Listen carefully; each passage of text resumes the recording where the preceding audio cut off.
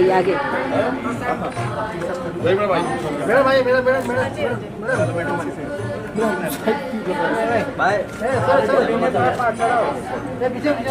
Ma'am एक बार सामने sir, सामने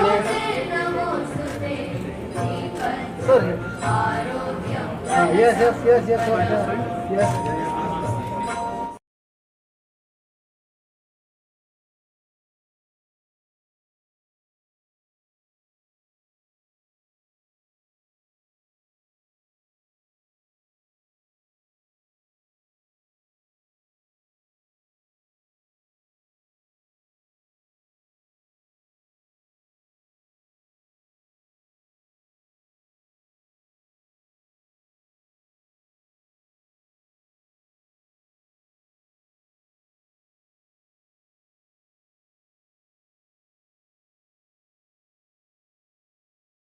डिफरेंट सेक्टर्स में टेक्नोलॉजी का यूज हो रहा है, definitely India will overpower everybody, every country, every citizen will be there in India, and जो भी एम्पावरमेंट और इकोनॉमी को बढ़ाया जाएगा will be done from India. So thank As everyone knows that today we have gathered over here to understand the concept which has been developed by Shri Sanjay ji, Srimati Mishra ji, and everybody who are in this particular hall. I really thanks to Mr. Sanjay ji for organizing this kind of a event.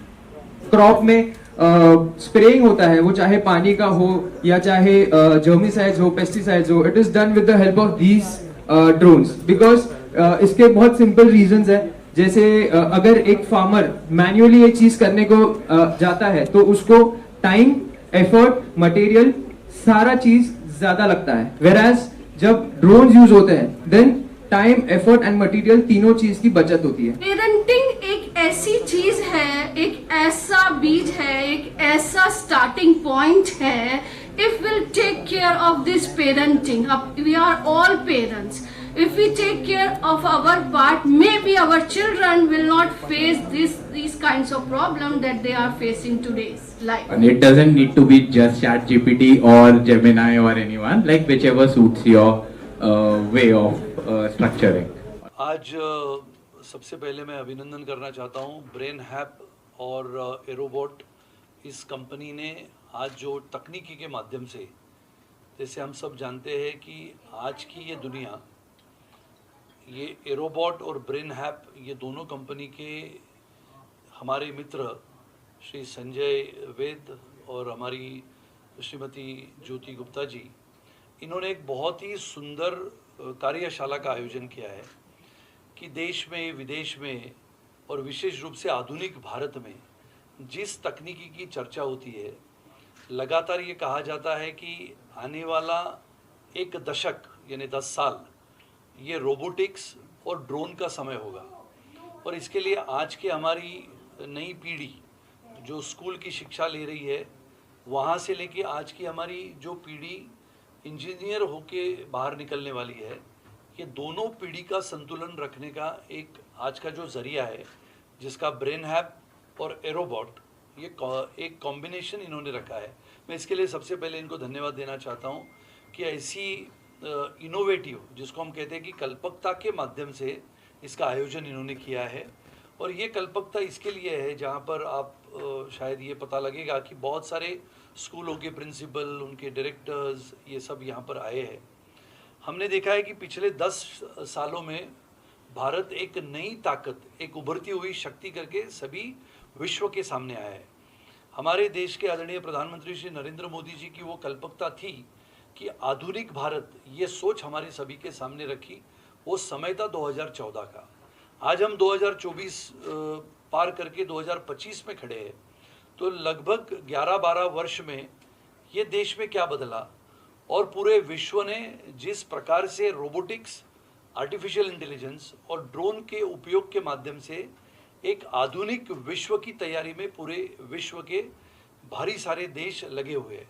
और हम इसमें कहीं पीछे न रह जाए, इसके लिए ब्रेन हैप, ये टेक्नोलॉजी और एरोबॉट के साथ ड्रोन का प्रोडक्शन करना, ड्रोन का निर्माण करना, हमारे सभी विद्यार्थियों को, जो आज की हमारी पीढ़ी है इंजीनियर्स की, वो भी आने वाले समय में हमारे देश विदेशों के साथ, जिसको हम कैसे कहते हैं कि कंपटीशन में हम आगे रहना चाहिए करके, जिस तकनीकी क्षेत्र का विकास करना है वो तकनीकी क्षेत्र आने वाले समय का जो है रोबोटिक्स, ड्रोन्स, AR VR और आर्टिफिशियल इंटेलिजेंस, जिसको हम कहते हैं कि data science, data analytics, business analytics, ये सबको मिलते हुए आज ब्रेन हब ने और एरोबॉट ने बहुत ही सुंदर कार्यशाला का आयोजन किया है। मैं उनको सबको आज के इस विशेष कार्यशाला के लिए मैं धन्यवाद देता हूँ। एरोबोट के बारे में मैं कहना चाहूँगा कि एरोबोट एक ड्रोन, लोग समझते हैं कि एक कैमरा है, फ़ोटो खींचने के लिए है, लेकिन एरोबोट कैमरा, ड्रोन एक कैमरा नहीं है। ड्रोन आज की तारीख में सब जगह पे यूटिलाइजेशन हो रहा है।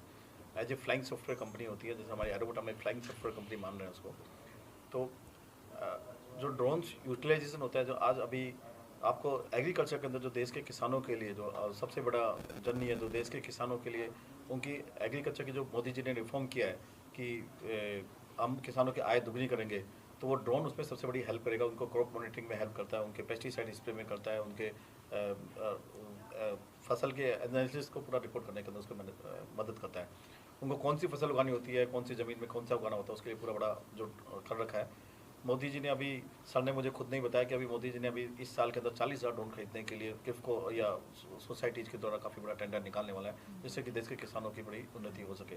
इसके लिए हमने अथर्वा के साथ में काफ़ी, इनके साथ में सेंटर ऑफ एक्सीलेंस ड्रोन भी खोला है, सेंटर ऑफ एक्सीलेंस एरोबोट भी किया है, तो जिसके अंदर हम पूरा बच्चों को ड्रोन से रिलेटेड, पूरा एग्रीकल्चर से रिलेटेड ड्रोन के ऊपर इनका खुद का एक विजन है कि मुझे अपने कोंकण क्षेत्र में उसके अंदर पूरे किसानों की बहुत अच्छी आय करनी है। उसके लिए आप चाहे उनको वहाँ पे फ्री में पूरा खर्चा बेयर करूँगा, आप फ्री वहाँ पे ड्रोन की सब सर्वे कराओ, सारा एनालिसिस कराइए, तो उसके लिए क्या है।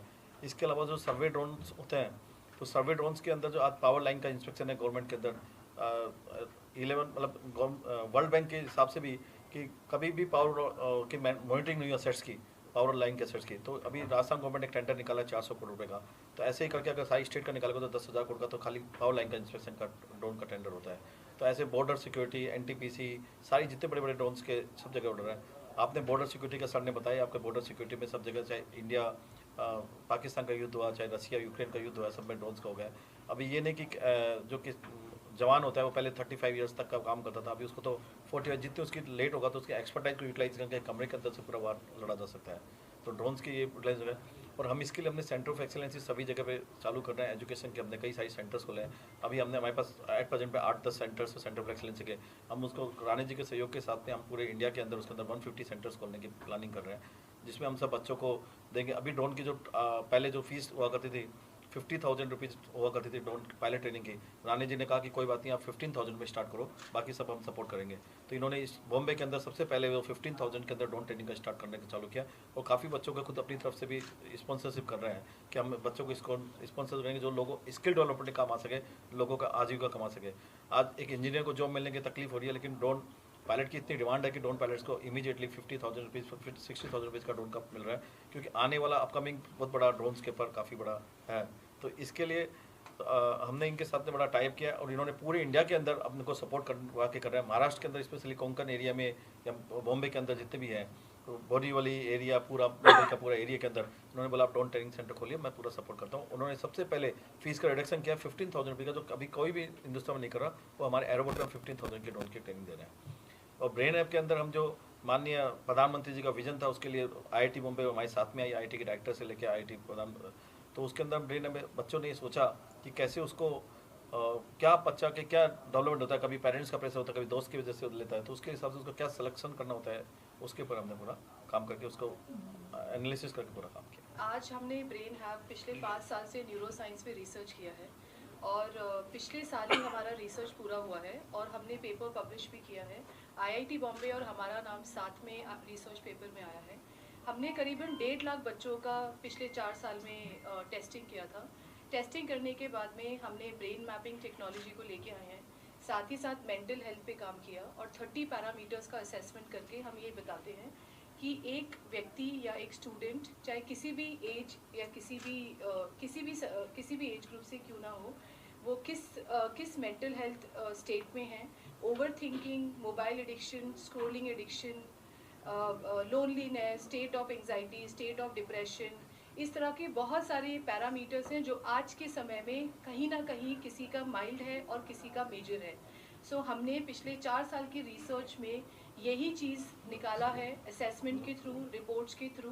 साथ ही साथ जब हम ब्रेन मैपिंग करते हैं, ब्रेन मैपिंग हमने एप्टीट्यूड, इंटरेस्ट और कॉग्निटिव, इस तरह के डिफरेंट पैरामीटर्स में काम करके हम ये बताते हैं कि किस तरह से एक स्टूडेंट अगर आने वाले टाइम पे ये समझना चाहते हैं कि उनके लिए एआई बेहतर है, उनके लिए कौन सा स्ट्रीम बेहतर है। So with the help of neuro science which is a proven technology, scientific technology, evidence based technology, हम ये मदद कर सकते हैं संस्था के साथ जुड़ के, स्कूल लेवल पे, कॉलेज लेवल पे, यूनिवर्सिटी लेवल पे, कि अगर आप अपने भविष्य में ये देखना चाहते हैं कि ये क्षेत्र, ये एरिया आपके लिए सही है, कितना आप प्रोग्रेस कर सकते हैं, आपका प्रोबेबिलिटी कितना है, हम आपके साथ हैं। हम आपके स्कूल, आपके कॉलेज, आपके यूनिवर्सिटी में एक लैब लगाएंगे जो न्यूरो साइंस लैब होगी, और इस पूरे प्रोग्राम को साल भर फुल ईयर सपोर्ट में हमारे द्वारा किया जाएगा। और मैं सुनील सर की बात से बहुत सहमत हूँ कि मैं सबसे बड़ा धन्यवाद हमारे ऑनरेबल प्रधानमंत्री जी का करना चाहूँगी, क्योंकि जिस एजुकेशन के लैंडस्केप को पिछले कुछ साल से हम एक्सपीरियंस कर रहे हैं, स्पेशली NEP 2020 के आने के बाद, जो हमारे समय में नहीं था, लेकिन NEP 2020 के आने के बाद में हमारे भारतवर्ष का जो समय बदला है, टेक्नोलॉजी की तरफ हम सब आगे बढ़ रहे हैं। टेक्नोलॉजी का अच्छा यूज़, प्रोज और कॉन्स, खराब यूज़, अच्छा यूज़, ये सब व्यक्ति के हाथ में होता है, लेकिन देश को आगे बढ़ने के लिए, भारतवर्ष को आगे बढ़ने के लिए NEP 2020 ने बहुत बड़ा योगदान दिया है। लोगों के विचार बदले हैं, लोगों का काम करने का तरीका बदला है, और इसी में हमने AI, ड्रोन और रोबोटिक्स को ऐड किया है। Over here, actually, whatever Jyoti has mentioned कि AI और ब्रेन हैप और ड्रोन एंड रोबोटिक्स को किस तरह से इंटीग्रेट किया जाएगा, तो हम लोग पिछले 5 ईयर्स से काम कर रहे हैं। बिगनिंग में मैंने बताया था कि जो चाइना अब कर रहा है, मुझे एक परेश भाई हैं, उन्होंने भेजा, वो ऑलरेडी हम लोगों का आइडिया 5 साल पहले से एग्जीक्यूट हो चुका है। तो with in couple of years आप देखेंगे कि एक रिवोल्यूशन आएगा कि किस तरह से NEP 2020 को एक आइडियल है, उसको हम लोग किस तरह से उसको एग्जीक्यूट कर रहे हैं। Thank you for coming. हम खुद एक बहुत बड़ा ग्लोबल एजुकेशन लीडर अवार्ड कर रहे हैं यहीं पे 5 अक्टूबर को सारा स्टार के अंदर। तो काफ़ी प्रख्यात चेहरे आपको उसमें दिखेंगे, और हम सबको अब वेट है 5 अक्टूबर का। आई वांट टू विश करना चाहता हूँ दोनों को, संजय और ज्योति को। They are doing a wonderful jobs in this industry. In fact जो टेक्नोलॉजी को लेकर वो आ रहे आगे, मैं और मेरे ग्रुप की तरफ से मैं उनको बहुत बहुत बधाई देता हूँ, और मैं उनको और ये भी करता हूँ, प्रार्थना करता हूँ भगवान से कि ये क्षेत्र में वो अग्रसर नहीं होए, हमारा नाम, महाराष्ट्र का नाम जो है उसको सारी दुनिया तक ले जाए।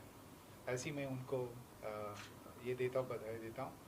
और बस हमें एक ये मौका दिया, उनके लिए संजय और ज्योति का बहुत बहुत शुक्रिया। Thank you so much. हम अक्सर ये सुनते हैं इंडस्ट्री से कि स्किल का गैप है ना। हम यूजुअली इंडस्ट्री यही कंप्लेंट रहता है कि जो बच्चे आते हैं कॉलेजेस से, उनमें वो स्किल की कमी रहती है। कितना बेहतर हो कि अगर इंडस्ट्री जो है खुद ही अगर इन बच्चों को सिखा सके, है ना। तो A-Star Academy is something which is, ये नींव, A-Star Academy की यही नींव है। जो इंडस्ट्री की रिक्वायरमेंट है उस हिसाब से ये कॉलेज बनाया हुआ है। यहाँ पे A-Star Academy हम होटल मैनेजमेंट पढ़ाते हैं। ये बसा हुआ है बिल्कुल 5 स्टार होटल, सारा स्टार होटल के अंदर ही है। यहाँ पे हम बच्चों को पढ़ाते हैं, और प्लस जो भी प्रैक्टिकल्स वगैरह होंगे वो सारा कुछ हम होटल के अंदर इनका प्रैक्टिकल कराते हैं। So can you understand, I mean कितना ब्यूटीफुल ये कंसेप्ट है, जहाँ पर बच्चा जो है क्लासरूम में पढ़ेगा, एक्चुअल वर्ल्ड में आकर वहाँ पर अपना प्रैक्टिकल करेगा। जो इतने सालों से जो प्रोफेशनल्स यहाँ पे काम कर रहे हैं, उनके अंडर में ये बच्चा सीखेगा। So he'll be a job ready person and he'll be ready for the profession any given point in time. So this is a beautiful concept that we have here in A-Star Academy, and we are teaching hotel management here, and I'm sure ये एक बहुत ही क्रांतिकारी vision है, and it's going to change the paradigm, the dynamics of hotel management education. हम हमेशा मतलब हम school में थे तो बोलते थे कि होम साइंस करके सब्जेक्ट होता था कि कुकिंग है, बेकिंग है, ये सब के क्लासेस वगैरह लगते थे.